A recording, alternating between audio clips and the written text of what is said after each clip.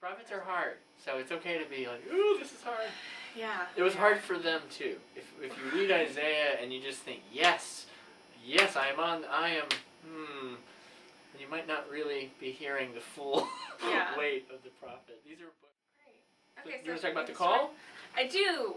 Okay, so Isaiah's call is in chapter 6, and call story, you guys might remember Samuel's call story with Eli and the calling. Hello, Samuel. Call stories are really, they set the tone for a prophet's ministry a lot of times, or their message, however you want to see it. And Isaiah's call story is pretty famous. He sees an angel, the seraphim with six wings. And the robes of the Lord. Like, it's a big, majestic scene. Have you seen Angels in America? I have not. It's amazing. Go see it. But there you get kind of a grand angel call scene. It's in the really temple cool. And he's in the temple, and it's full of God's glory. And that's where you get the holy, holy, holy is the Lord. Holy, the Lord God Almighty.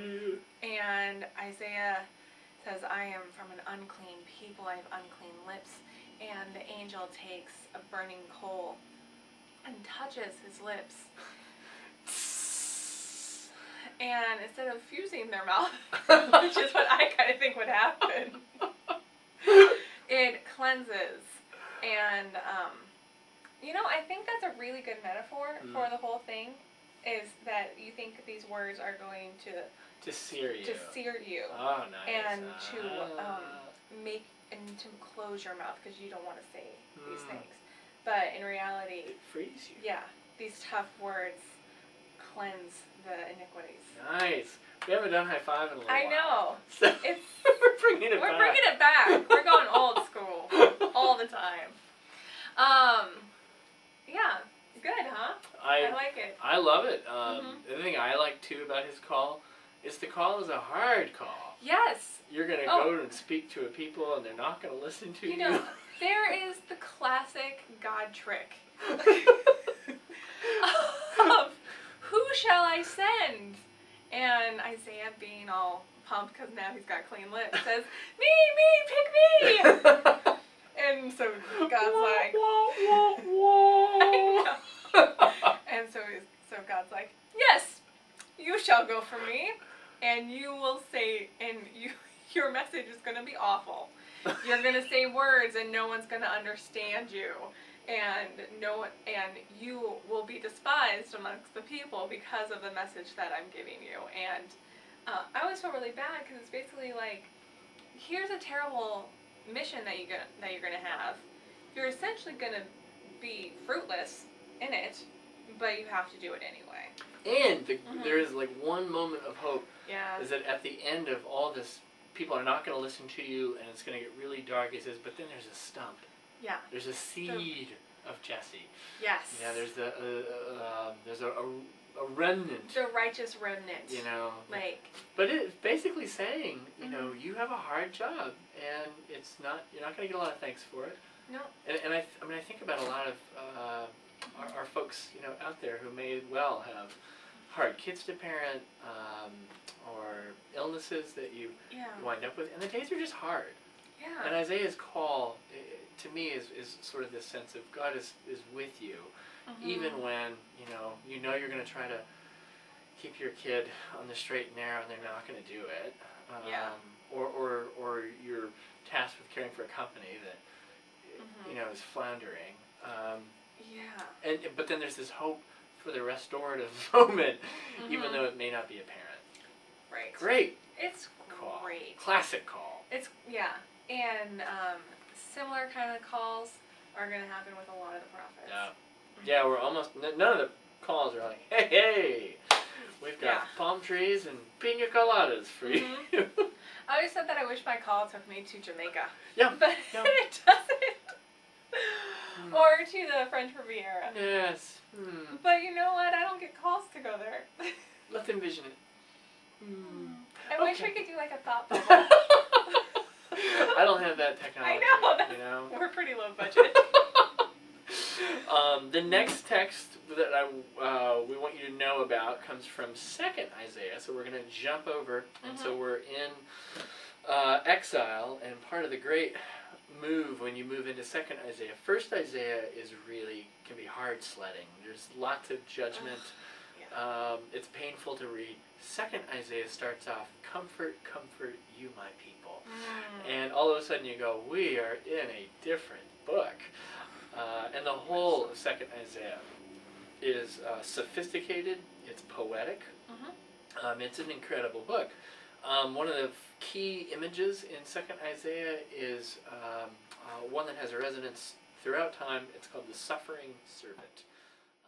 The Christian community reads this text during Lent and during Good Friday.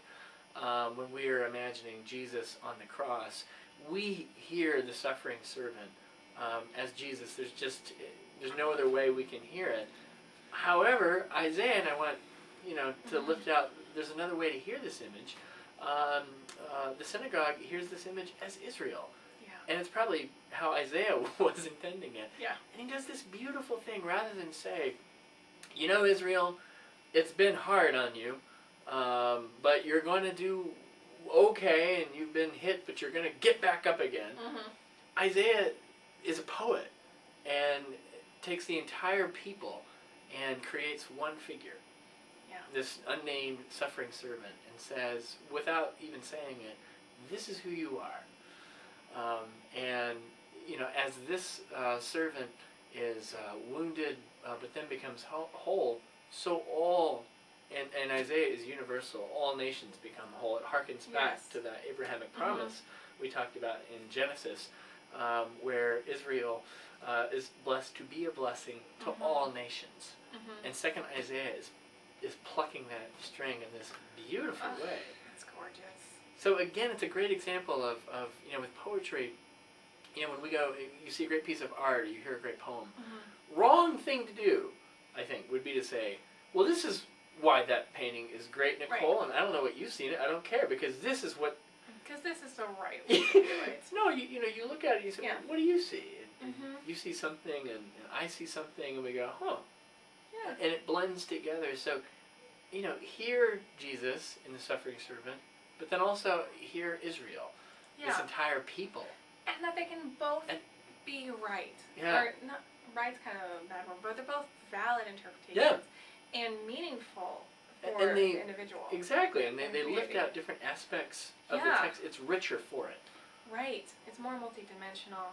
There's a guy named Paul Ricoeur at the University of Chicago. He's dead now, but he had this lovely phrase, there's a surplus of meaning in the text. The text doesn't have to mean just one thing. He says, no, it's so full of meaning because it's God. Right. There's a surplus. I love that phrase. I find that lovely. Thank you. Love it. Thanks, Paul. Yeah. What else? Oh, yeah. Do you want to? Oh, do you want to? Well, we're going to jump onto the new heaven. Yes. Go for it. Then we jump to the last text, and it's Isaiah is one of those where there's like 10 texts you should read. Oh, it's so good because there's so many echoes in the New Testament, so many echoes in Western culture with art and literature. It's hard not to bump into Isaiah. Yeah.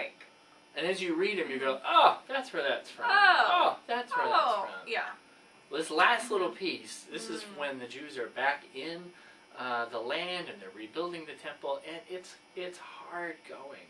We already know that from Ezra and Nehemiah and the Chronicles. What the prophets are poets. They are the artists who not just call the people to task for stepping out of line, but they imagine new ways of being community. They dream new dreams such that the people, when times are difficult, have something... they always have hope. Yes, something to grow into. Right. Ooh.